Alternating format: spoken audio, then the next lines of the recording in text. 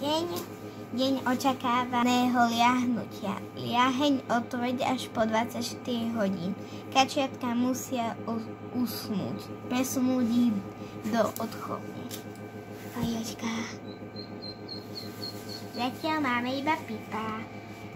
Máme tu aj kačičky.